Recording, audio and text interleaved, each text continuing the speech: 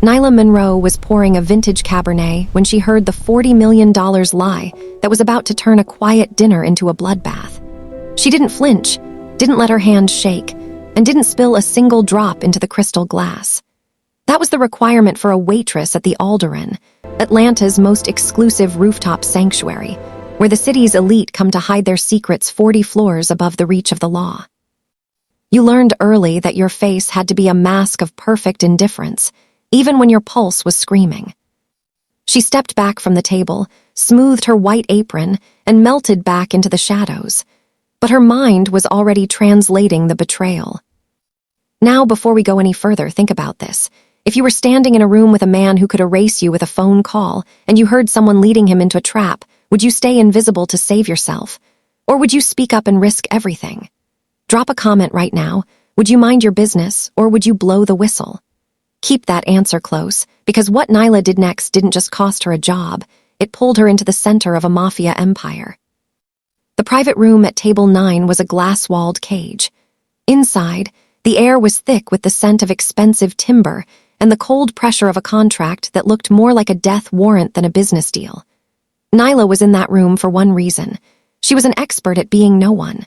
For 6 months, she had been a ghost in a uniform, serving men who never looked her in the eye while she carried the crushing weight of her mother's hospital bills in her pocket. But Nyla Monroe wasn't always a waitress, and tonight, her invisibility was about to end. Subscribe to this channel to get more entertaining stories. Nyla Monroe moved through the Alderan like a shadow cast by the expensive chandeliers. At the Alderan, perfection wasn't just a standard, it was the baseline for survival. Perched 40 floors above the shimmering, restless sprawl of Buckhead, the restaurant was a cathedral of glass and mahogany designed to make the powerful feel like gods and the staff feel like ghosts. Nyla had mastered the art of the ghost. She knew exactly how to pivot her shoulders so she didn't disrupt the air around a billionaire's conversation. And she knew the precise, silent tempo of a gait that suggested she was everywhere and nowhere all at once. The uniform, a crisp, high-collared white shirt and a black silk apron, was her armor. It was a costume that erased the Nyla Monroe who had once stood in international summits, the woman who could navigate the nuances of 7 different languages and bridge the gap between world leaders. In this room, she was simply the girl who brought the sparkling water. She was the vessel for the Cabernet. She was a pair of hands that ensured the silver was never smudged. But as she balanced a tray of crystal flutes, the weight she carried wasn't physical. It was the phantom pressure of a folded piece of paper tucked into the waistband of her trousers, just beneath the silk of her apron. It was a final notice from Emory University Hospital. The numbers on that paper were cold, unrelenting, and growing. They represented the cost of keeping her mother, Dorothy, in a room where the air was filtered and the machines hummed with the steady, expensive rhythm of a heart that was tired of fighting. Pulmonary fibrosis was a thief that stole breath by breath, and in the American healthcare system, breath was a luxury item. Every specialized treatment, every round of antifibrotic medication, and every night Dorothy spent under the watchful eyes of the night shift nurses was another brick added to a wall of debt that was slowly closing in on Nyla. Nyla looked out the floor-to-ceiling windows for a fleeting second. From this height, Atlanta looked like a circuit board of gold and red lights, a city of infinite motion and even more infinite wealth. Down there, in the cracks of the sidewalk and the humid air of the suburbs, people were struggling to breathe. Up here, men spent more on a single bottle of 1945 Romanée Conti than it cost to keep Dorothy's lungs functioning for a month. The contrast was a bitter pill she swallowed every shift. She didn't resent the wealth. She was too tired for resentment. She only resented the invisibility it required of her. To be a good waitress at the Alderan meant witnessing everything and acknowledging nothing. She saw the trembling hands of a CEO whose empire was crumbling. She saw the mistress being promised a life that would never materialize. She saw the legitimate businessmen signing papers that would displace hundreds of families in the city below. She had been at the Alderan for 6 months, and in that time, she had learned that the most dangerous things in Atlanta weren't said in the dark alleys or the back rooms of dive bars. They were whispered over Wagyu beef and truffle oil. Nyla's fingers tightened slightly on the tray. She thought of her mother's hands, once strong and smelling of cocoa butter and old books, now thin and translucent like parchment. Dorothy didn't know the extent of the debt. She still thought Nyla was consulting for a firm downtown, a lie Nyla maintained with the same precision she used to translate a complex legal merger. If Dorothy knew her daughter was clearing plates and dodging the wandering hands of drunken lobbyists to pay for her oxygen, the guilt would kill her faster than the disease ever could. Nyla, Table 9 needs a refresh on the sparkling. The voice of Gerald, the floor manager, was a sharp needle popping her bubble of thought. He didn't look at her. He looked at his tablet, his eyes tracking the flow of revenue like a hawk. To Gerald, the staff were just gears in a machine that turned atmosphere into profit. "Right away," Nyla replied. Her voice was a low, melodic hum, devoid of the sharp intelligence that usually defined it. She kept it neutral, the voice of a servant. She headed toward the service station, her mind already shifting gears. Table 9 was the private dining room, the glass cage. It was the most expensive seat in the house because it offered the one thing more valuable than the view: total acoustic isolation. Usually, it was reserved for celebrities or politicians. Tonight, it was occupied by a different kind of power. She had seen them arrive. Marcus Delaney, a man whose smile never quite reached his eyes, a man who looked like he had been born in a three-piece suit and raised on a diet of fine print and loopholes. And then there was the other man, Kang Yi-hyun. Nyla hadn't needed to be told who he was. Power like his had a frequency, a low, vibrating stillness that made the air in the room feel heavy. He didn't move like the others. He didn't fidget with his cufflinks or check his watch. He sat with a terrifying patience, his gaze fixed on the papers in front of him. Beside him was Jin Kwan, a man who looked less like an assistant and more like a blade kept in a velvet sheath. As Nyla prepared the chilled glass bottles of San Pellegrino, she felt a familiar itch at the back of her brain. It was the linguistic instinct, the part of her that had been trained to listen for the things people weren't saying. She knew Marcus Delaney was a translator, or at least, he was acting as the intermediary for the deal.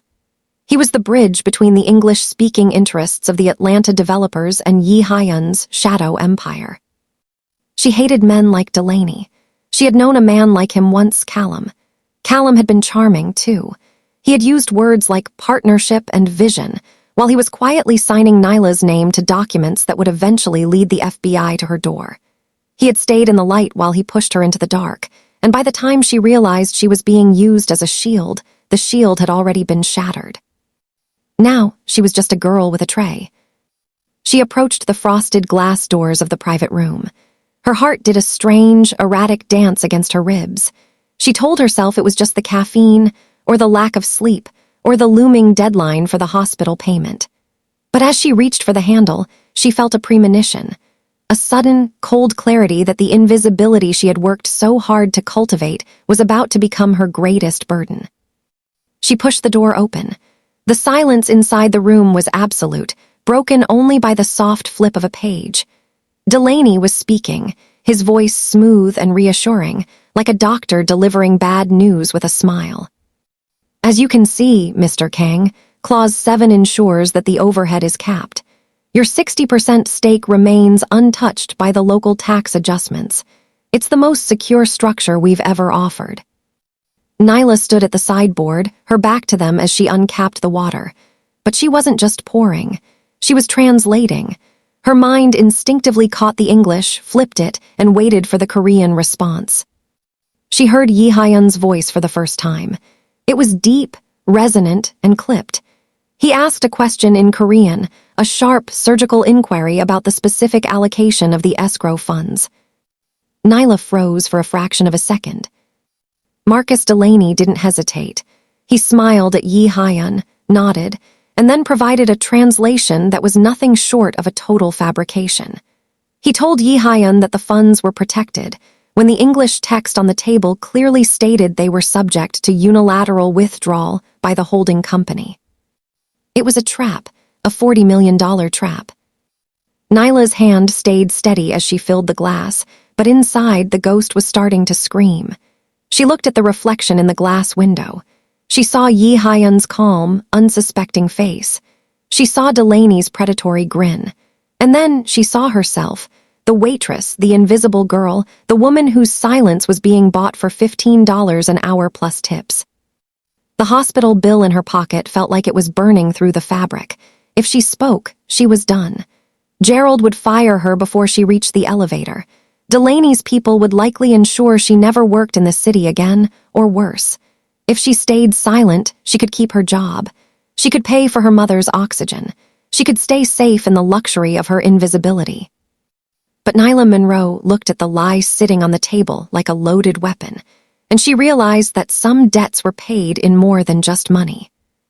She stepped toward the table, the silver tray balanced on her fingertips. She didn't look at Delaney. She didn't look at the manager watching through the glass. She looked directly at Kang Yi Hyun, and for the first time in 6 months, she let her eyes show exactly how much she understood. The room went cold. The air thickened, and Nyla Monroe prepared to say the words that would end her life as a ghost. The air inside the glass-walled cage of Table 9 felt different from the rest of the Alderaan. While the main floor hummed with the superficial chatter of Atlanta's socialites, here, the atmosphere was pressurized, a vacuum of high-stakes silence broken only by the rhythmic, calculated cadence of Marcus Delaney's voice.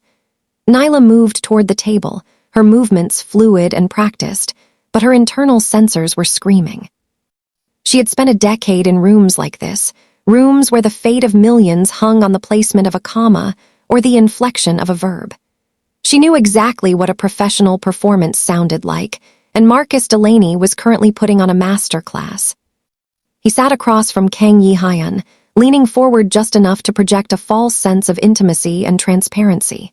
He was polished, radiating the kind of corporate warmth that was designed to disarm. He held the thick, leather-bound contract with a casual reverence, flipping to a specific page as if he were guiding an old friend through a shared history. Yi Hyun, by contrast, was a monument of stillness. He didn't look at the paper. He looked at Delaney, his dark eyes unblinking, as if he were trying to read the frequency of the man's soul rather than the words on the page. "If you'll look at Section 3, Paragraph 4, Delaney said, his voice a smooth, low baritone that filled the gaps in the conversation. "We've incorporated the protections we discussed in Seoul. It's all there, standard operational security for a venture of this magnitude." Nyla stepped into the periphery of the table, her eyes downcast as she reached for Yi Hyun's glass. She was close enough now to smell Delaney's expensive sandalwood cologne and the cold, metallic scent of the heavy silver cutlery. As she poured the wine, her mind wasn't on the liquid. It was on the page Delaney was pointing to. She caught the heading, Section 7.2, Liability and Asset Allocation. That was the Clause 7 she had heard whispered earlier. Her eyes, trained by years of scanning technical legal documents in seconds, darted across the text as the deep red wine rose in Yi Hyun's glass. It wasn't standard. It wasn't even close.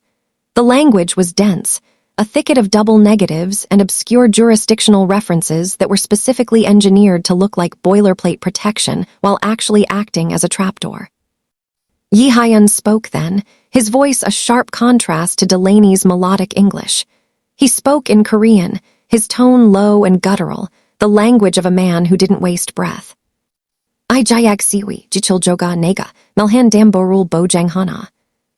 Nyla's breath hitched in the back of her throat, a tiny tremor she managed to hide by the graceful tilt of the bottle. Yi Hyun was asking a direct, surgical question. Does Clause 7 in this contract guarantee the collateral I requested? She waited for Delaney to translate. She knew Delaney spoke some Korean, enough to navigate a dinner or a basic greeting, but not enough to handle the lethal nuances of a $40 million Mafia merger.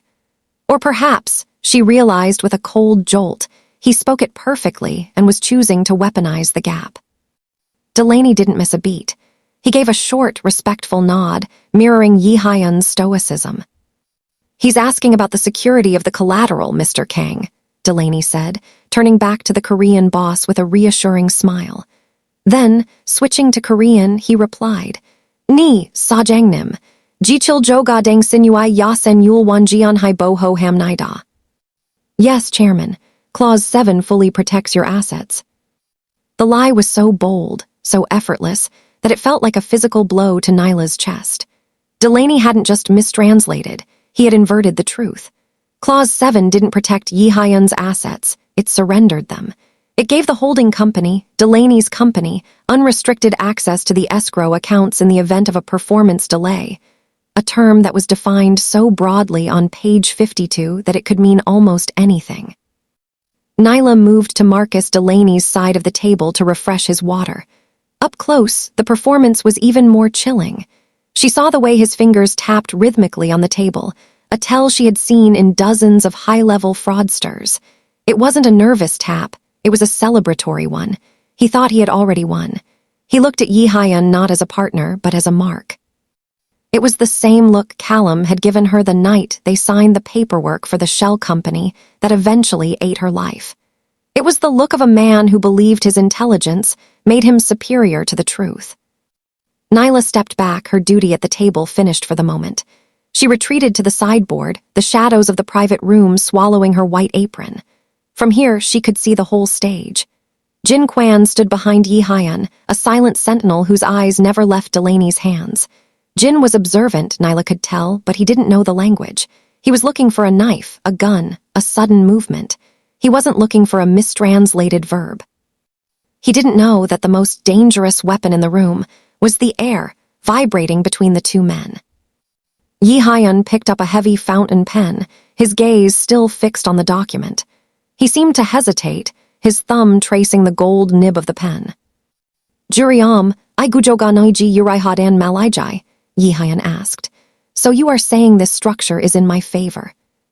Delaney leaned in, his voice dropping to a conspiratorial whisper. It's more than in your favor, Yi Hyun. It's the legacy piece we talked about. This deal solidifies your position in the Southeast. No one touches you after tonight. In Korean, Delaney echoed the sentiment, but his grammar was starting to slip under the pressure of the moment, becoming more blunt, more commanding. I geosun dangsin yul yhan geosim nida. Dangsin I chogo ga dol geosim nida. This is for you. You will be the best. Nyla felt a wave of nausea.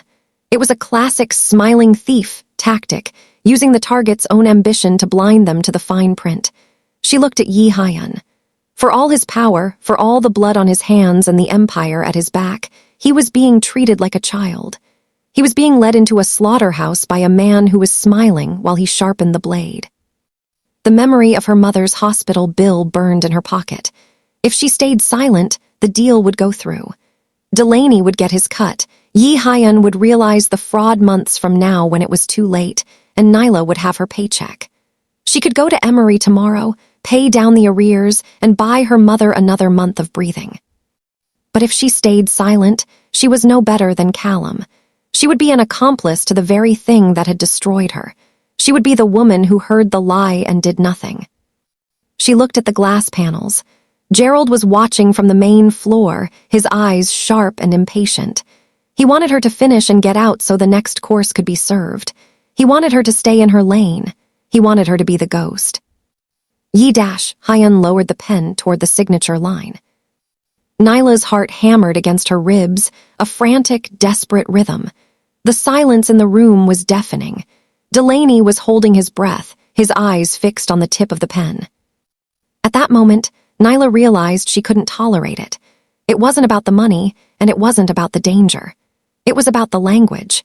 Language was supposed to be a bridge, a way for two souls to understand one another across a divide. To use it as a veil, to use it to steal from a man who was trusting you to be his voice, it was a desecration of everything Nyla Monroe believed in. She didn't think about the consequences. She didn't think about the thugs in the hall or the hospital bills or the ruin of her quiet life. She stepped forward, out of the shadows and into the light of the table. She didn't stop at the sideboard. She walked straight to Yi Hyun's side, her shadow falling across the contract. Marcus Delaney's head snapped up, his smile faltering for the first time. Waitress, we're in the middle of a private. Nyla didn't look at him. She looked at Kang Yi Hyun. She saw the surprise in his eyes, the sudden, sharp alertness as he realized the invisible girl was no longer following the script. She spoke, and for the first time in 6 months, her voice wasn't the neutral hum of a servant. It was the precise, crystal-clear tone of a woman who had mastered 7 worlds. Jo-sim-ha-si-yo, sa-jang-nim, she said, her Korean flawless, the accent echoing the elite districts of Seoul. Be careful, Chairman. The pen stopped millimeters from the paper. The room went ice cold. Marcus Delaney's face drained of color, his jaw tightening as the realization hit him like a physical blow. Nyla leaned in closer, her voice steady, her gaze locked on Yi-Hyun's.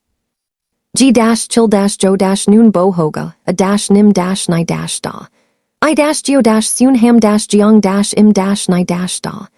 Ju-ga-dang-sin-e-geo-mal-yulhago-is-siam-ni-da. Clause 7 is not protection. It is a trap. He is lying to you. The silence that followed was the loudest thing Nyla had ever heard. The mask was off. The ghost was gone. And as Kang Yi-Hyun slowly laid the pen down on the $40 million contract, Nyla Monroe knew that the life she had been trying so hard to save was officially over. The heavy silence that followed Nyla's revelation at the table wasn't just a lack of noise. It was a physical weight, a familiar, suffocating pressure that she had spent the last 2 years trying to escape. As she stood there, the center of Kang Yi-Hyun's piercing gaze and Marcus Delaney's mounting fury, the polished mahogany of the Alderan began to blur. The expensive scent of sandalwood and wine was replaced by the sterile, metallic smell of a high-rise office in Midtown, the day the music stopped. Before she was a ghost in a white apron, Nyla Monroe had been a woman of words. She had lived in the spaces between sentences, the architect of understanding for people who didn't speak the same language but shared the same greed. She had been the youngest senior lead at her firm, a specialist in West African and East Asian dialects, and she had been in love with Callum. Callum had been the kind of man who didn't just walk into a room, he owned the air inside it. He was a senior partner with a smile that promised safety and an ambition that should have been a warning. He called her his secret weapon, the brilliant mind that closed the gaps in his most complex international mergers. For 3 years, they were a team. He handled the handshakes, she handled the truth. Or so she thought. The memory hit her with the force of a physical blow.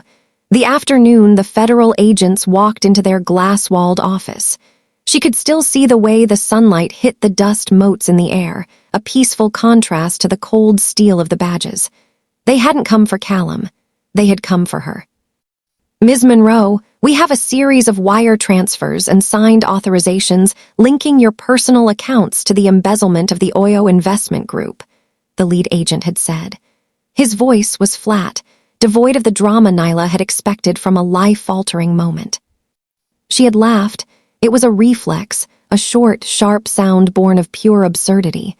There's a mistake. I'm a translator. I don't even have access to those accounts. Your signature says otherwise, the agent replied, sliding a stack of papers across the desk. Nyla's eyes had scanned the documents, her brain moving with its usual linguistic precision. She recognized the terms.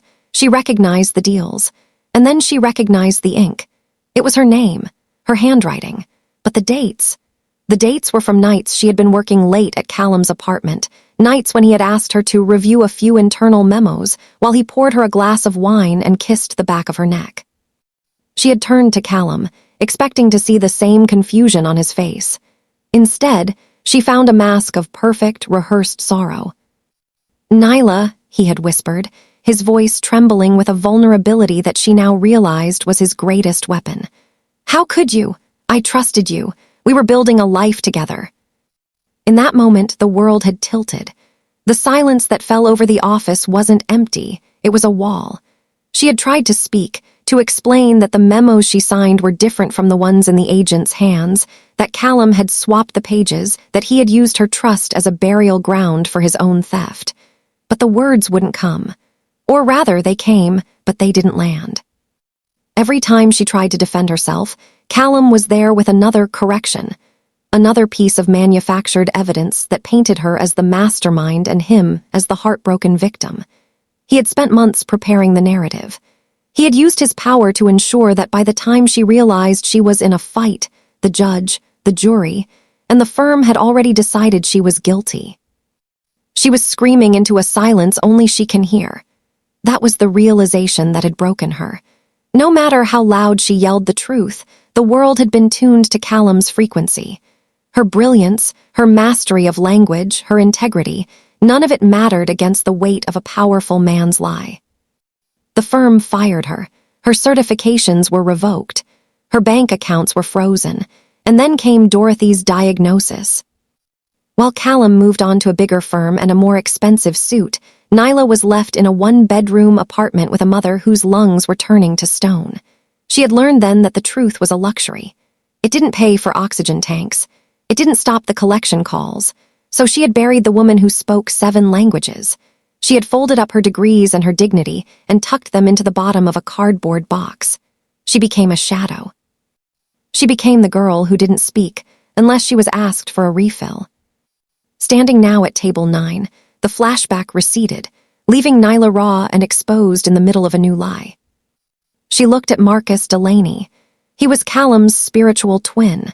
He was the same breed of predator, the kind who believed that because Nyla was wearing an apron, she was incapable of hearing the jagged edges of his deception. He believed her silence was guaranteed by her poverty. But as her gaze shifted to Kang Yi-Hyun, she saw something that wasn't in that Midtown office 2 years ago. Yi-Hyun wasn't the FBI. He wasn't a firm of bureaucrats looking for a scapegoat. He was a man who lived and died by the weight of a person's word. The silence in the private room was thick enough to choke on. Marcus Delaney's hand was still hovering near the contract, his face a grotesque mixture of shock and calculating malice. He looked at Nyla as if she were a piece of equipment that had suddenly malfunctioned. "You're out of your mind," Delaney hissed, his voice a low, vibrating threat. "Gerald!" He barked toward the glass door, but his eyes never left Nyla's. "Get this woman out of here. She's clearly having some kind of episode." Yi-Hyun didn't move. He didn't look at Delaney. He remained carved out of stone, his hand still resting inches from the pen. He looked at Nyla, his eyes narrowing as he processed the fact that she had just committed professional, and perhaps literal, suicide to tell him something he hadn't seen. "You say it is a trap," Yi-Hyun said. His English was slow, heavily accented, but direct. He was testing her. He wanted to see if the waitress would crumble under the weight of the silence she had just broken. Nyla felt the ghost of her old self, the elite translator, the woman who commanded the room, rising to the surface. She didn't look at the door where Gerald was already frantically unlocking the latch.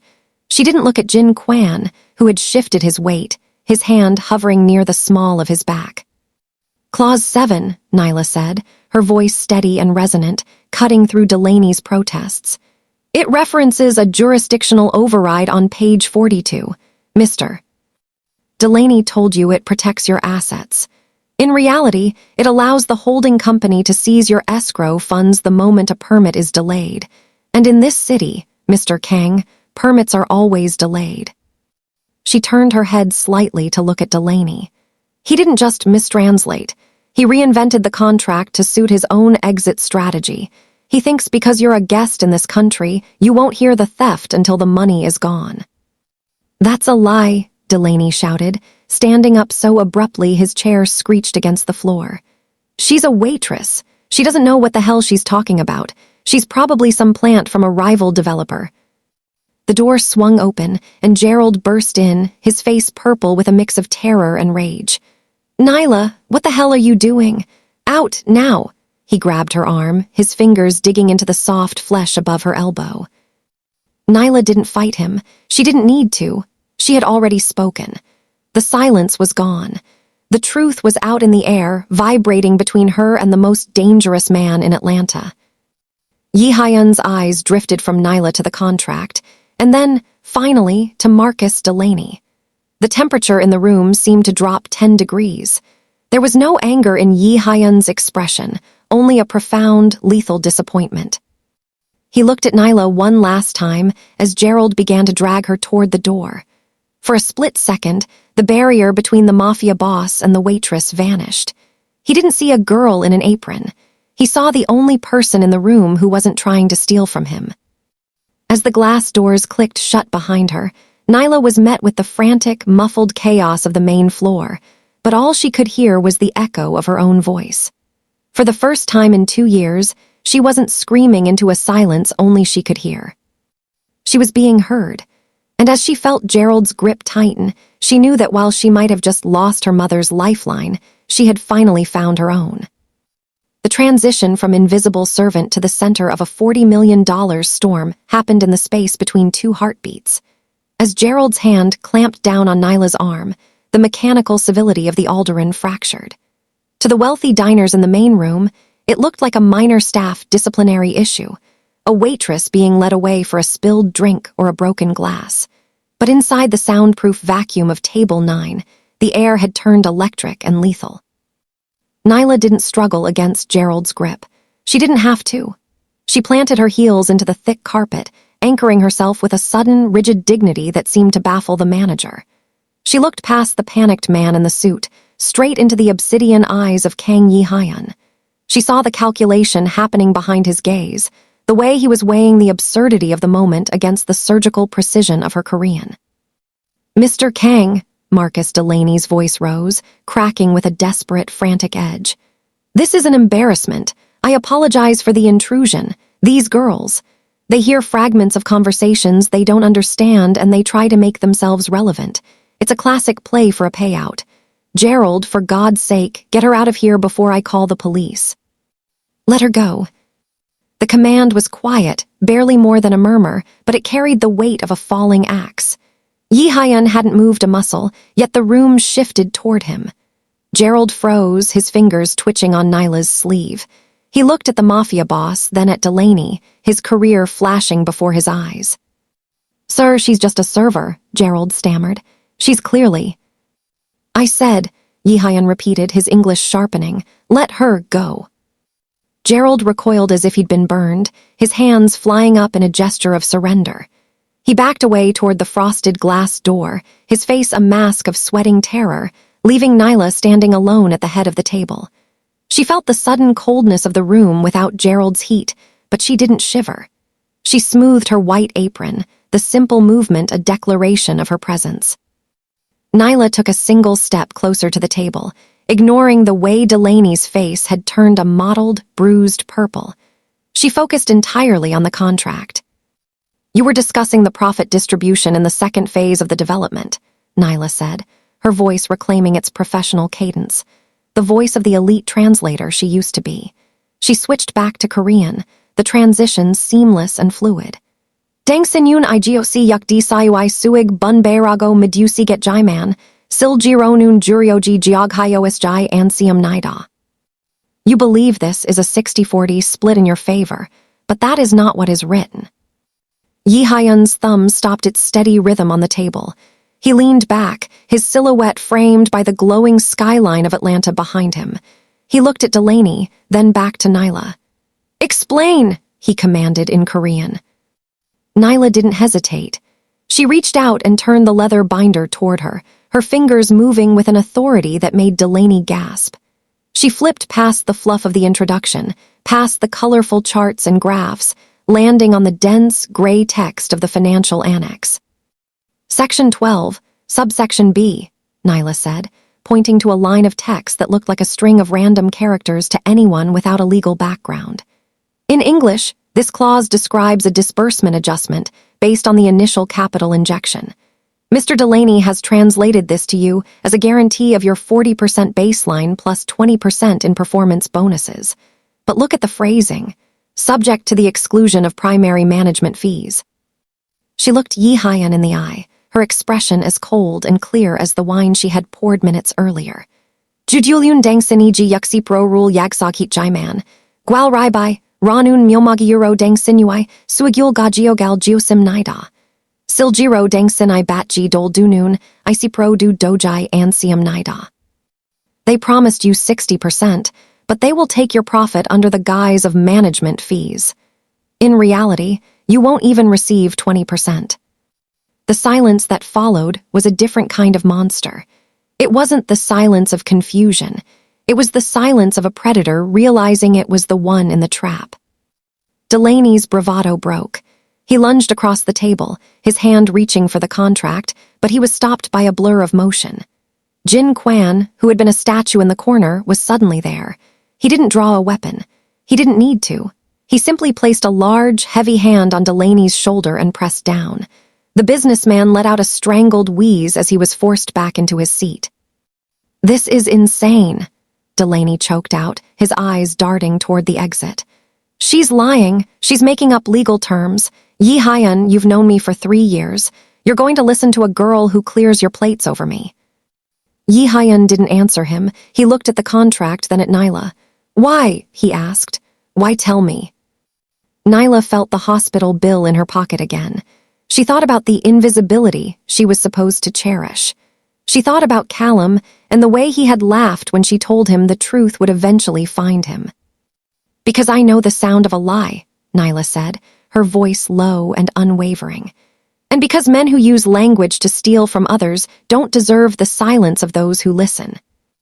Yi Hyun stared at her for a long time, a profound, unsettling silence that seemed to strip away her uniform and her mask. He wasn't looking for her resume, he was looking for her soul. Finally, he gave a nearly imperceptible nod to Jin Quan. Jin Quan reached into his jacket and pulled out a slim, black smartphone. He tapped the screen twice and handed it to Yi Hyun. The boss spoke a single word into the phone, a name, and then waited. A moment later, a voice crackled through the speaker, speaking rapid-fire Korean. Yi Hyun listened, his eyes never leaving Marcus Delaney. When he hung up, the air in the room seemed to freeze solid. "Yuk di-sa," Yi Hyun whispered, the words like chips of ice. 60-40. He looked at Delaney, and for the first time, Nyla saw the true face of the man beneath the businessman. It was a face of ancient, absolute violence. "Marcus," Yi Hyun said in English, his voice devoid of any inflection. "You told me the contract was a bridge, but it is a grave. My contacts in Seoul have just reviewed the digital copy of the annex. The woman, she is correct. The fees are designed to drain the escrow by the 3rd quarter." Delaney's face went from purple to a ghostly, translucent white. He opened his mouth to speak, to beg, to spin one last web, but Yi Hyun raised a hand, and the words died in his throat. "The deal is over," Yi Hyun said, "and your time in the city is also over." He turned his gaze to Nyla. The intensity of it was almost too much to bear. She felt like she was standing on the edge of a cliff. The wind of a new world whipping at her clothes. "Gerald," Yi Hyun called out. The manager reappeared at the door, trembling so violently he had to hold onto the frame. "Yes, Mr. Kang. I am so sorry. I'll have her escorted out immediately." "No," Yi Hyun said. "You will not touch her, but you will fire her." Nyla felt a sharp pang in her chest. She had known it was coming, but the finality of it still hurt. The medical bills, the oxygen, the safety, all of it was gone. "You will fire her," Yi Hyun continued, his voice dropping to a low rumble, "because she is far too overqualified to be carrying your trays. She is done being invisible." He stood up, the movement slow and regal. He didn't look at Marcus Delaney again. He didn't look at the $40 million contract. He walked toward the door, Jin Quan falling in step behind him like a shadow with a pulse. As he reached Nyla, he stopped. He was so close she could feel the heat radiating from him, a stark contrast to the cold glass of the restaurant. "You have a voice, Nyla Monroe," he said, his English perfect for the first time, as if he had been hiding his own mastery just as she had. "Do not let them bury it again." He didn't wait for a response. He walked out of the private room, the glass doors swinging shut with a soft, final click. Nyla stood in the center of the room, alone with a ruined businessman and a terrified manager. She looked at Marcus Delaney, who was staring at the table as if his entire life had just vanished. Then she looked at Gerald, who was reaching for her name tag with shaking hands. She didn't wait for him to take it. She unpinned the plastic tag herself and set it down on the $40 million contract. "I'm done," she said. She turned and walked out of Table 9, through the main floor of the Alderaan, and toward the elevators. As the doors closed on the rooftop view of Atlanta, Nyla realized she had finally stepped into the line of fire. And for the first time in 2 years, she didn't feel like a ghost. She felt like a target. The descent from the 40th floor of the Alderaan felt like a slow-motion fall into an abyss. The elevator was a plush, silent capsule of gold leaf and mirrored glass, but Nyla didn't look at her reflection. She couldn't bear to see the woman who had just traded her last shred of security for a moment of linguistic integrity. The silence of the elevator was absolute, yet her ears were still ringing with the sharp, panicked vibrations of Gerald's voice as he had stripped her of her position in the service corridor. "You're done, Nyla. You're finished in this city," he had hissed, his hands trembling so violently he could barely hold the termination paperwork. He hadn't even looked her in the eye. He had looked at the floor, at the wall, at anything but the woman who had just turned his elite dining room into a battlefield. "I don't care if you were right. I don't care if Delaney is a snake. You broke the one rule that keeps this place alive. You made the guests uncomfortable. You made them real." He had shoved her meager belongings into a plastic bag, a spare hair tie, a worn paperback on syntax, and the folded hospital notice, and watched her walk toward the service exit like she was a contagion. No severance. No, thank you for your service. Just a cold walk to the freight elevator and a final metallic click of a door closing on the only life she had left. The elevator chimed, the doors sliding open to the humid, heavy air of the Atlanta night. Stepping out onto the street level of Buckhead was like entering a different dimension. Up there, the world was filtered through charcoal-colored glass and expensive wine. Down here, it was the smell of damp asphalt, the glare of neon from the late-night boutiques, and the distant, rhythmic thrum of the city's heart. Nyla clutched the plastic bag to her chest, her white Waitress shirt glowing like a beacon under the streetlights. She felt exposed. The luxury of invisibility she had spent 6 months cultivating had been stripped away, leaving her raw and visible in a way that felt physically dangerous. She wasn't just Nyla Monroe, the daughter of a dying woman. She was now the woman who knew too much. She was the witness who had cost Marcus Delaney $40 million, and a reputation he had spent years carefully weaving. She started walking toward the MARTA station, her heels clicking a frantic tempo against the sidewalk. Every shadow seemed deeper than it was 5 minutes ago. Every black SUV that crawled past with tinted windows felt like a predator tracking its prey. In Atlanta, power wasn't just held in the boardrooms, it was enforced on the pavement. Marcus Delaney wasn't a man who would take a loss like that quietly. He was the kind of man who viewed a woman like Nyla as an administrative error that needed to be erased. She reached the corner of Peachtree Road, the wind whipping her hair across her face. Her mind was a frantic calculator. Rent is due in 5 days. The oxygen refill is Thursday. The hospital arrears. The numbers didn't add up. They couldn't. She had exactly $84 in her bank account and $7 in tips tucked into her pocket. The truth had cost her everything. She stopped under the harsh, buzzing glow of a street lamp and pulled the hospital notice from her bag. Final notice. The words were printed in a red that looked like dried blood. She thought of Dorothy, tucked into that sterile room at Emory, her breath a whistling, fragile thing. Nyla had promised her she was safe. She had promised her that the consulting work was steady. A wave of cold, crystalline terror washed over her. It wasn't just the threat of Delaney's men. It was the threat of the silence that would follow when the machines at the hospital stopped because the payments did. She had stood up for the truth in a room full of monsters, but the truth wouldn't buy a single liter of medical-grade oxygen. "What have I done?" she whispered, her voice lost in the roar of a passing car. She looked back up at the Alderaan, a glowing crown of light at the top of the skyline. It looked so peaceful from here, so untouchable. She could almost see the ghost of herself still moving through those tables, silent and safe. But that woman was dead. Suddenly, a black sedan pulled slowly to the curb 20 yards ahead of her. It didn't have its headlights on. The engine was a low, predatory purr that vibrated in Nyla's teeth. She froze. Her linguistic training, usually reserved for words, suddenly applied to the environment. The car's positioning was tactical, blocking the most direct path to the station. The timing was too precise to be a coincidence. Nyla didn't wait to see who was behind the tinted glass. She turned sharply into a narrow alleyway that cut between a high-end jewelry store and a bank. It was a risk. Alleys were traps, but staying on the open street was a death sentence. Her breath came in short, jagged gasps, her lungs mimicking the struggle of her mother.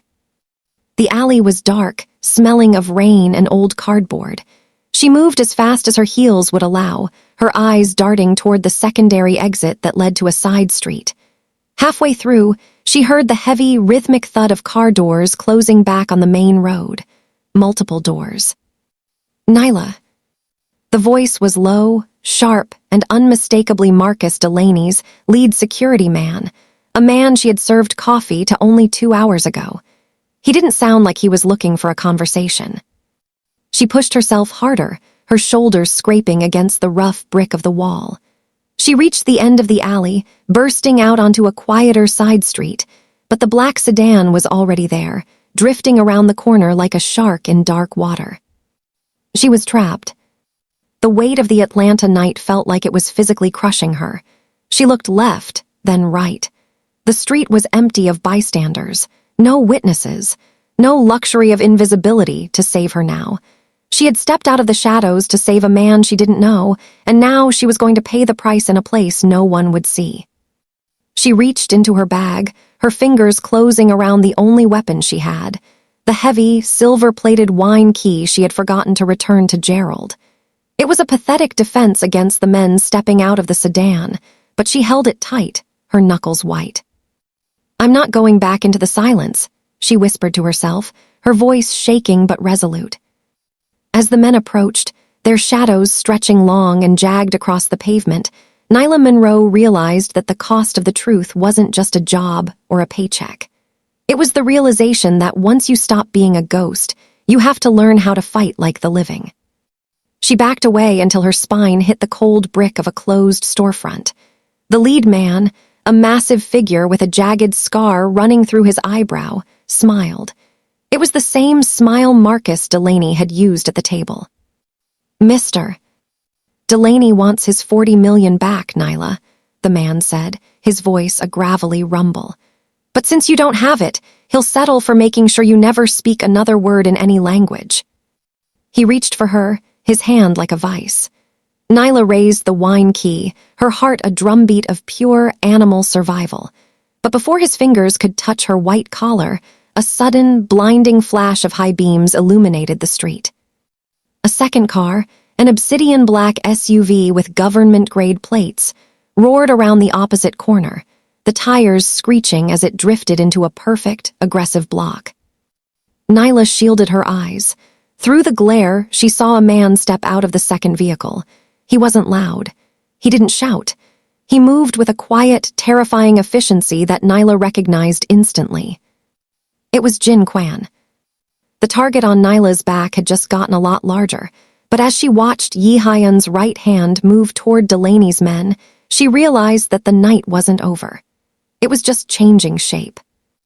The headlights of the second vehicle didn't just illuminate the street. They cut through the darkness like a clinical, white light in an operating room. Nyla remained pressed against the cold brick of the storefront, the silver wine key still clutched in her hand like a desperate prayer. The massive man with the scarred eyebrows squinted into the glare, shielding his eyes with a meaty hand. Behind him, the other 2 men from the black sedan shifted, their hands disappearing into the folds of their jackets. The driver's side door of the obsidian SUV opened with a heavy, pressurized click. Jin Kwan stepped out. He didn't look like a man about to engage in a street fight. He didn't look angry, or rushed, or even particularly concerned. He wore the same charcoal suit from the restaurant, the silk tie perfectly straight, his expression as flat and unreadable as a frozen lake. He closed the door behind him and took 3 measured steps toward the center of the street. "Mr. Delaney's business with the lady is concluded," Jin said. His voice was low, carrying a strange, resonant quality that seemed to dampen the ambient noise of the city. His English was clear, though flavored with the rhythmic cadence of soul. Scarborough laughed, a harsh, jagged sound. "Concluding is exactly what we're doing, buddy. This ain't your table. Move that tank before we make you part of the pavement." Jin Quan didn't move. He tilted his head slightly, his eyes tracking the two men behind the leader. He wasn't looking at their faces. He was looking at their shoulders, their feet, the slight tension in their wrists. He was solving the variables, a term Nyla had heard used in elite security circles to describe the way a professional deconstructs a threat until it is nothing more than a series of predictable movements. "You are making a mistake in calculation," Jin said softly. The two men behind the leader moved first. They were fast, trained, probably ex-military or high-end muscle, but they were moving through a world Jin Quan had already mapped out. As they lunged forward, Jin didn't retreat. He stepped into the space between them. What followed was a blur of terrifying efficiency. There were no wasted movements, no cinematic flourishes. It was the geometry of violence. Jin caught the first man's wrist, redirected his momentum with a sickening snap, and used the man's own weight to pivot into the second attacker. A palm strike to the throat, a sweep of the leg, and the second man was on the ground before Nyla could even blink. The leader let out a roar of pure rage and pulled a short, serrated blade from his belt. He swung wide, a desperate, powerful arc aimed at Jin's midsection. Jin didn't flinch. He leaned back just enough for the blade to whistle past his buttons, then closed the distance. His hand moved like a piston, striking the leader's sternum with a sound like a muffled drum. The big man gasped, his lungs suddenly refusing to hold air, and Jin followed up with a precise, clinical strike to the temple. The leader crumpled, the knife clattering harmlessly away into the gutter. In less than 30 seconds, the street was silent again, save for the low, rhythmic hum of the SUV's engine. The three men lay in various states of unconsciousness or agony on the damp asphalt. Jin Quan didn't even look down at them. He straightened his cuffs, his breathing as steady as if he had just finished a light stroll through the park. He turned toward Nyla. The wine key was still trembling in her hand. "Ms. Monroe," he said, bowing slightly. It was a formal, respectful gesture that felt absurdly out of place in a dark Buckhead alleyway surrounded by broken men. "The chairman would like to speak with you." Nyla's heart was still hammering against her ribs like a trapped bird. She looked at the men on the ground, then back at Jin. The terror of the last 10 minutes began to give way to a different, more complex kind of fear. She had traded one predator for another. Marcus Delaney wanted her silent. Kang Yi-hyun wanted her. What? "Where?" Nyla asked, her voice raspy. "A safe place," Jin replied. He moved toward the passenger door of the SUV and held it open. Nyla looked at the MARTA station in the distance. She could run. She could try to vanish into the city, find another low-wage job under another fake name, and pray that Delaney didn't find her first. But as she looked at Jin Quan's calm, waiting face, she realized the truth. The luxury of invisibility was gone forever. Whether she liked it or not, she was part of the deal now. She walked toward the SUV, her heels clicking on the pavement one last time before she stepped into the plush, leather-scented interior. As Jin Quan pulled away from the curb, leaving the black sedan and its broken occupants behind, Nyla watched the lights of Buckhead recede in the rear-view mirror. The city looked different now, no longer a collection of streets and buildings, but a map of hidden powers and silent wars. "Why did he send you?" Nyla asked, staring straight ahead at the dark dashboard. Jin Quan navigated the turn onto Peachtree with practiced ease. "The chairman values honesty above all else, Ms. Monroe. In our world, a person who tells the truth when it costs them everything is a person who cannot be bought. That makes you a rare variable." "And what does he do with rare variables?" Jin glanced at her through the mirror, a ghost of a smile touching the corners of his mouth. "He protects them until he can use them." The SUV glided through the city, moving toward the southern edges where the skyscrapers gave way to older, more shadowed neighborhoods. Nyla clutched the plastic bag in her lap, feeling the sharp edge of the hospital notice through the thin material. She had saved a Mafia boss from a $40 million fraud, and in return, he had saved her life. But as the car slowed in front of an unmarked, steel-shuttered building in a quiet corner of West Midtown, Nyla realized that the debt was only beginning. She wasn't a waitress anymore. She wasn't a ghost. She was a witness who had been brought in from the cold, and as the steel shutters began to rise, she prepared to meet the man who had decided she was worth saving. The shadows of Atlanta were deep, but as she stepped out of the car and into the dim light of the hidden entryway, Nyla Monroe realized she was finally done running from them. She was stepping into the heart of the fire, and for the first time since the day her life fell apart, she was ready to see what remained after the burn.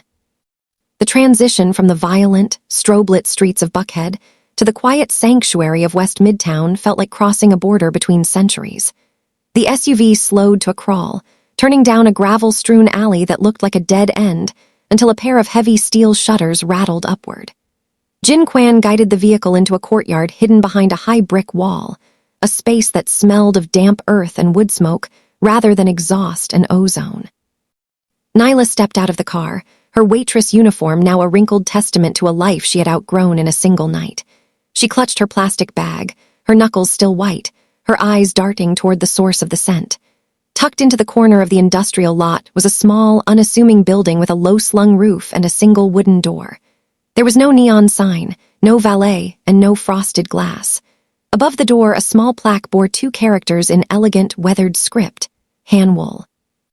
"It means one heaven or great circle," Nyla whispered, the linguist in her stirring despite the exhaustion.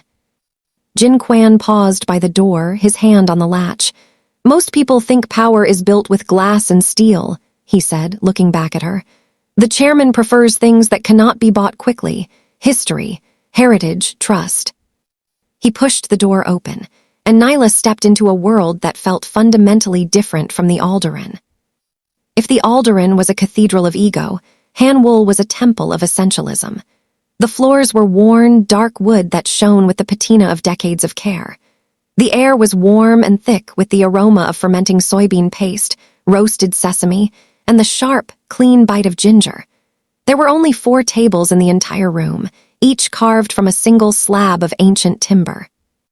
Kang Yi-Hyun was seated at the far table, his silhouette framed by a small interior garden visible through a paper screen window. He wasn't wearing his suit jacket anymore. His sleeves were rolled up, revealing forearms that were lean and corded with muscle, and a glimpse of ink, the dark, swirling tail of a dragon, disappearing beneath his cuff. He wasn't looking at a contract or a phone. He was watching a ceramic pot of tea steam. He looked up as Nyla approached.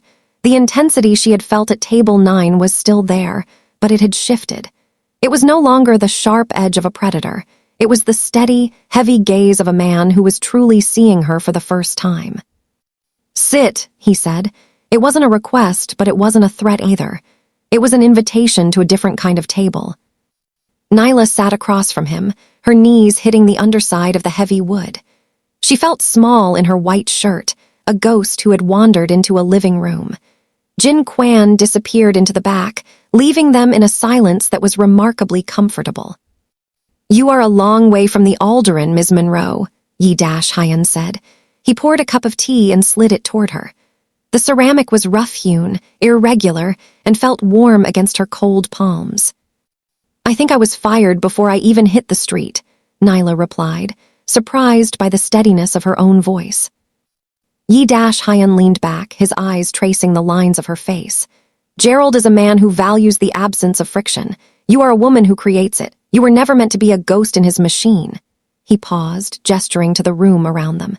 "This place, it belongs to a woman who knew my grandfather. She does not take reservations. She does not care about the city outside. She cooks because the ingredients require it. Do you understand the value of that?" Nyla took a sip of the tea. It was bitter, then sweet, then earthy, a complex narrative in a single mouthful. "You're talking about things that take time to grow, things that can't be manufactured or faked." "Precisely," Yi-Hyun said. "Marcus Delaney is a man of the moment. He builds on sand and lies because he wants the 40 million today. He thinks language is a tool for theft. I think language is the soul of a deal. If the words are broken, the deal is dead." He reached into his pocket and pulled out a small, handwritten note. He laid it on the table between them. It wasn't a legal document. It was a list of names and dates, some Nyla recognized from the Atlanta business journals, others she knew from her time at the international firm. "I have spent 3 years trying to build a bridge in this city." Yi-Hyun continued, his voice dropping to a low, resonant hum. Every translator I hire is either too afraid of me to tell the truth or too greedy to stay honest. They tell me what they think a man in my position wants to hear. They treat my language like a barrier they can charge a toll for. He looked at the note, then back at Nyla.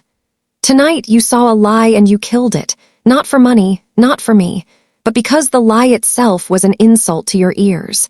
That is a quality that cannot be bought, Ms. Monroe. It can only be found. Nyla looked at her hands, the red marks from Gerald's grip still visible on her skin. I told the truth because I've lost everything to a lie once before. I didn't do it to be a hero. I did it because I couldn't be a ghost anymore. The woman who spoke at table 9 was no ghost, Yi-Hyun said. A small, elderly woman emerged from the kitchen, carrying 2 bowls of simple, steaming porridge topped with pine nuts and abalone. She didn't bow to Yi-Hyun. She simply set the food down and patted his shoulder with a familiarity that made Nyla's breath hitch. In this room, the Mafia boss of a global empire was just a man. As they ate in the quiet hum of Han-Wool, Nyla felt the tension of the night beginning to drain away, replaced by a strange, budding clarity. For years, she had been running from the ruins of her career, trying to find a way to pay for the oxygen her mother needed to survive. She had thought the answer was staying small, staying silent, staying invisible.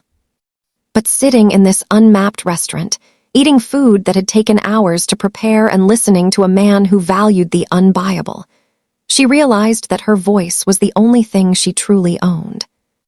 Yi-Hyun finished his meal and set his spoon down with a soft click.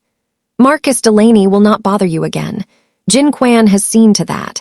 But you are now a person of interest to many people who prefer the shadows. You have lost your job. You have hospital bills that Emery is calling about every morning at 10. Nyla stiffened. How do you know that?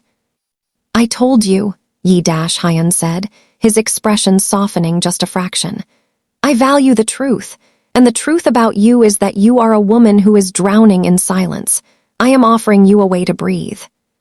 He reached into his pocket and pulled out a clean, white business card. There was no logo, no title, only a phone number and 4 Korean words handwritten in the same elegant script as the sign above the door. I do not want a waitress, Yi-Hyun said. I want a bridge. I want someone who can hear the things I cannot and who has the courage to tell me when the air is full of poison. I will pay your arrears.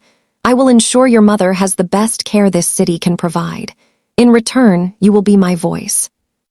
Nyla looked at the card. She thought about the target on her back. She thought about the long, dark walk to the MARTA station.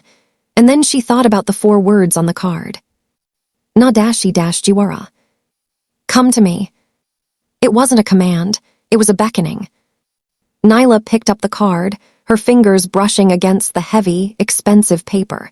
She looked at Yi-Hyun, and for the first time, she didn't see a dangerous man.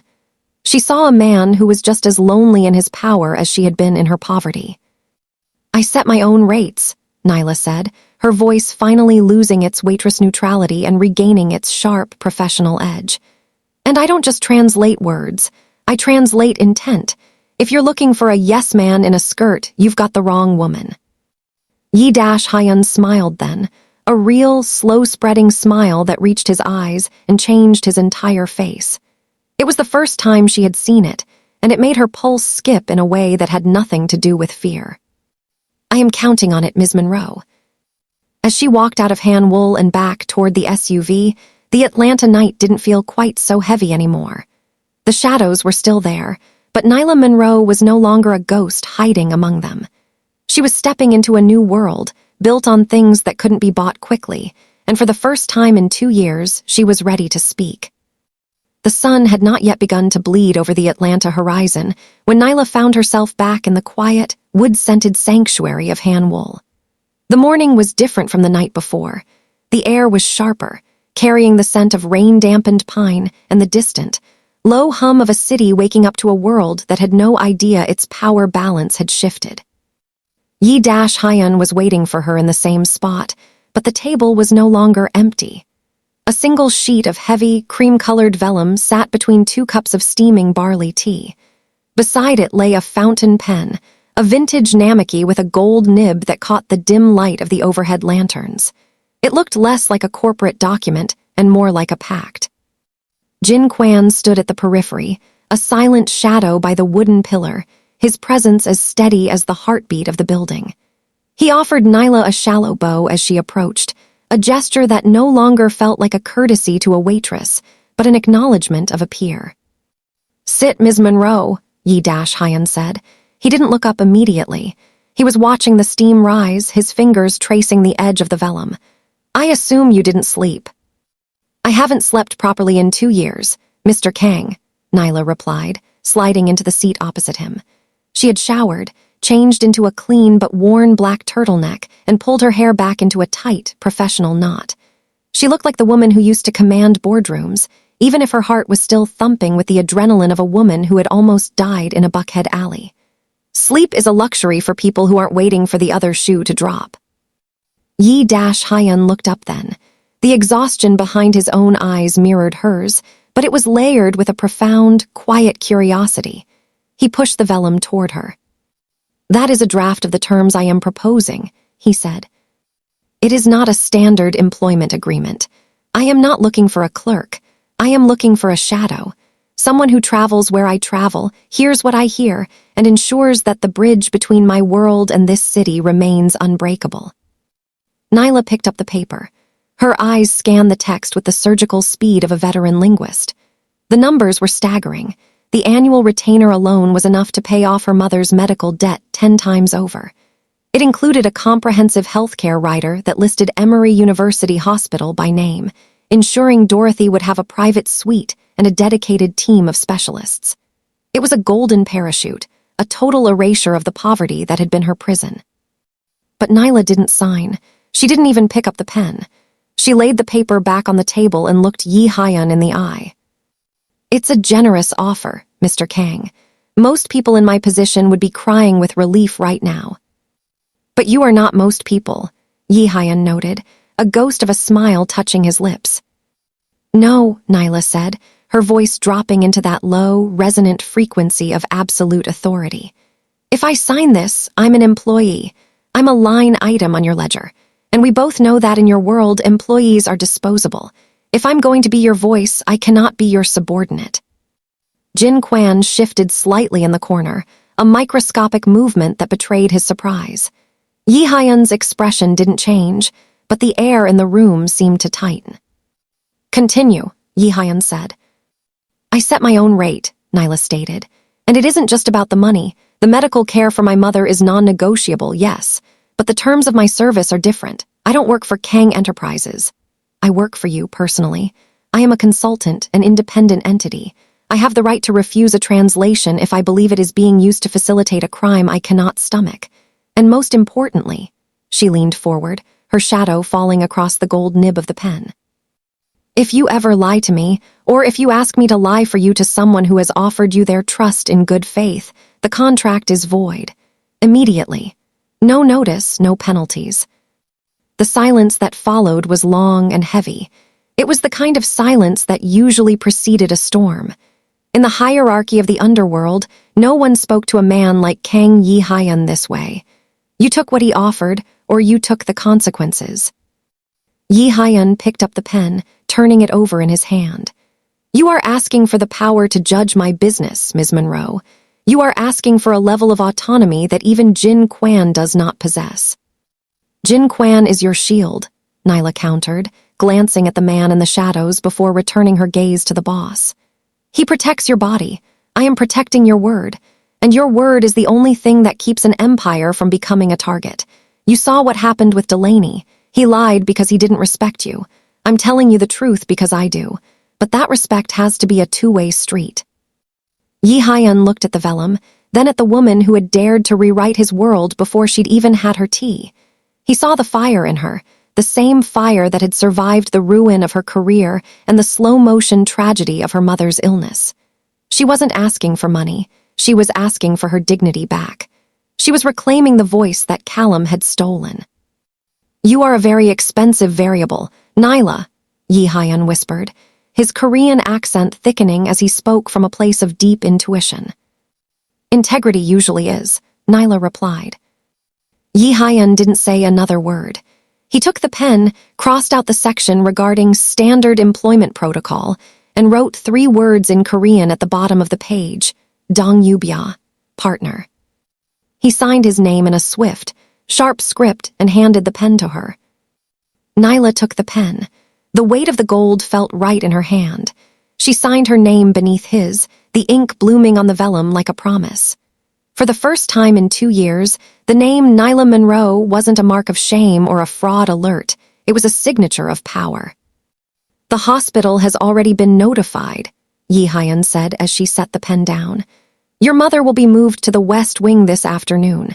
Jin Kwan has the details. Nyla felt a lump form in her throat, the first crack in her professional armor. Thank you. Do not thank me yet, Yi Hyun said, his voice turning cold and professional once more.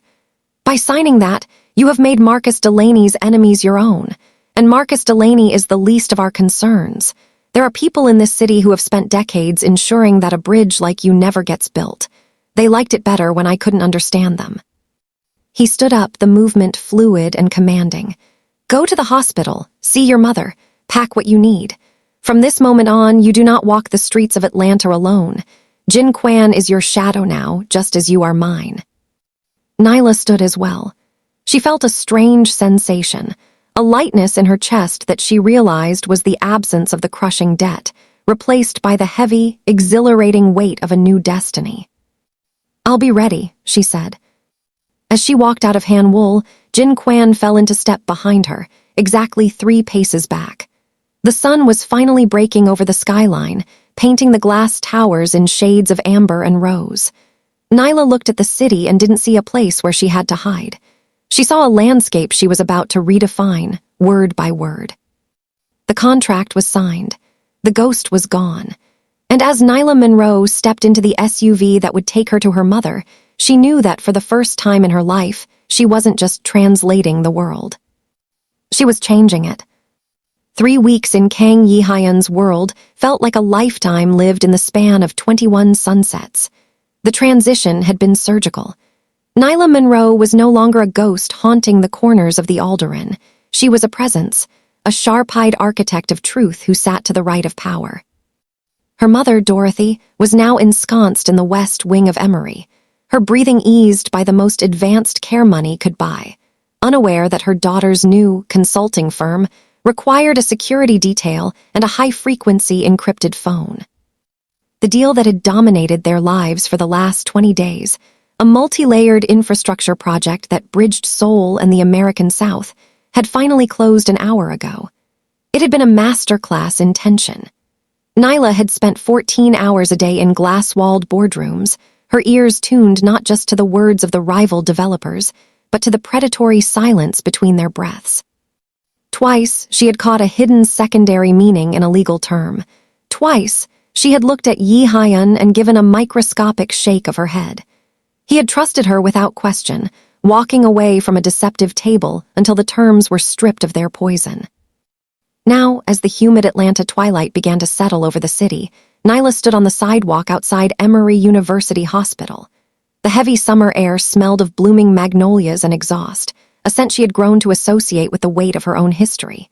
She had just left her mother's room, where Dorothy had looked stronger than she had in years, her skin losing that translucent, paper-thin quality. Nyla should have felt a sense of absolute victory. The debt was gone. The enemy was defeated. The voice she had lost to Callum had been restored, tempered by the steel of Yi Hyun's world. But as she reached into the pocket of her tailored charcoal blazer, her fingers brushed against the small, heavy card Jin Kwan had handed her as they left the closing. The chairman asked that you read this only when the work was done, Jin had said, his voice as neutral as ever, though his eyes had lingered on her with a new, quiet respect. Nyla pulled the card out. It was the same cream-colored vellum from their contract, but the ink was different, finer, more personal. On the front, in the same elegant script that had once invited her to come to me, there were now 4 new Korean words. Narl BW Juo. Please look at me. Nyla felt the breath hitch in her throat. She was a master of 7 languages, a woman who could deconstruct the most complex geopolitical nuances, yet these 4 words felt like a language she hadn't yet learned to speak. In the formal, high-stakes world of Korean business, the phrasing was unusual. It wasn't a command or a professional request. It was a plea for recognition. It was a request to be seen, not as the chairman, not as the boss, but as the man who had shared a quiet bowl of porridge with her in an unmapped restaurant. Her phone vibrated in her hand. It was an encrypted line, the caller ID a blank space that she knew belonged to him. She hesitated, the magnolias swaying in the warm breeze, then she swiped to answer. Nyla. His voice was a low, resonant frequency that seemed to vibrate directly in her chest. There was no mention of the $40 million victory they had just secured. No talk of the next project. There was only the sound of a man standing in a quiet room, waiting. I read the note, she said, her voice barely a whisper. A long silence stretched between them, an open door in the middle of a crowded city. 3 weeks ago, you told me you were done being a ghost, Yi Hyun said. You told me you wanted to set your own rates. But since then, you have used your brilliance to keep me at a distance. You have translated my world, but you have not yet stepped into it. Nyla looked at the hospital entrance, then at the black SUV idling a half-block away where Jin Kwan waited. Your world is a dangerous place, Yi Hyun. I've only just started to breathe again. I don't know if I'm ready to be seen by someone who knows how to look as deeply as you do. You are already seen, he countered softly. From the moment you spoke at table 9, the invisibility was gone. The only question remains is whether you are willing to look back, not at the deal, not at the contract, at me. Nyla closed her eyes, the 4 words on the card warming through the fabric of her palm. She thought of the luxury of her mother's care, the weight of the Namaki pen in her hand, and the way Yi Hyun had smiled at Han Wool, a smile that hadn't been for the world, but only for the woman who dared to tell him he was being lied to.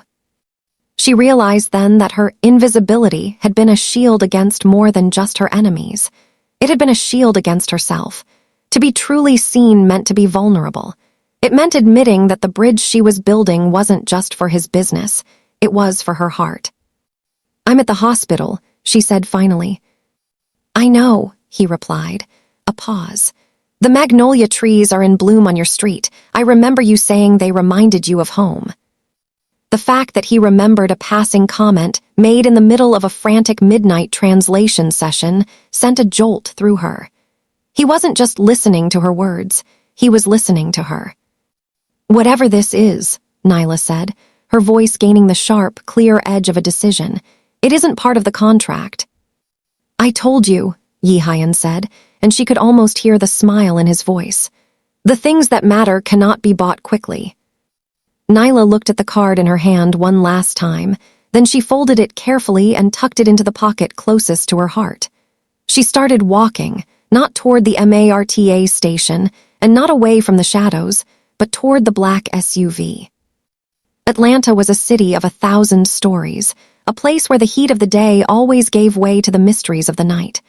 Her old story, the one of the disgraced translator and the invisible waitress, was over. The ink had dried on that chapter the moment she had cleared her throat at table 9. This new story was different. It was unmapped. It was dangerous.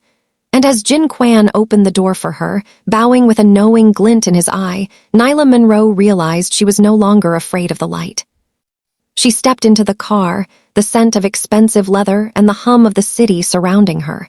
She wasn't just a voice anymore. She was a woman who had decided to be seen. Take me to him, she said. And as the SUV pulled away from the curb, disappearing into the glittering, golden sprawl of the Atlanta night, the 4 words remained in her pocket, a bridge waiting to be crossed. This story wasn't done. It was only just beginning to find its true language.